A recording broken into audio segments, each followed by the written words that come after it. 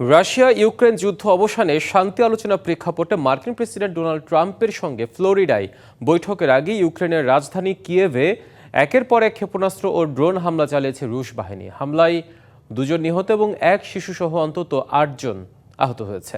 ঠিক যখন মার্কিন প্রেসিডেন্টের সঙ্গে ভলোদিমির জেলেনস্কি সম্ভাব্য শান্তি আলোচনার পথে এগোচ্ছেন, তখনই বিস্ফোরণের শব্দে কেঁপে উঠল পুরো কিয়েভ শহর।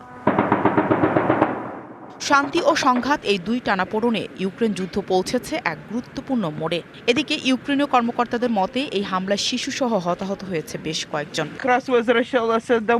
আমি আমার কুকুরটিকে নিয়ে বাড়ি ফিরছিলাম যখন বিস্ফোরণটি ঘটে এবং আমি ভয়ে আমার ভবনের জানালার নিচে নিজেকে লুকিয়ে রাখি। পাশের ভবনের অনেক ক্ষতি হয়েছে।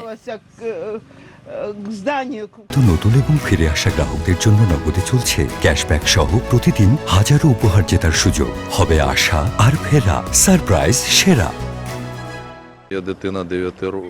একটি 9 মাস বয়সী শিশু আছে যার মাথায় আঘাত লেগেছে। তার মাকে নিয়ে তাদের শহরের একটি হাসপাতালে নিয়ে যাওয়া হয়েছে। এছাড়া ড্রোন ও ক্ষেপণাস্ত্র হামলায় আগুন ধরে যায় একাধিক আবাসিক ভবন এবং একটি গাড়ি মেরামত কারখানায়। এই জরুরি পরিস্থিতিতে বৃদ্ধাশ্রম থেকেও বাসিন্দাদের সরিয়ে নিতে হয়েছে।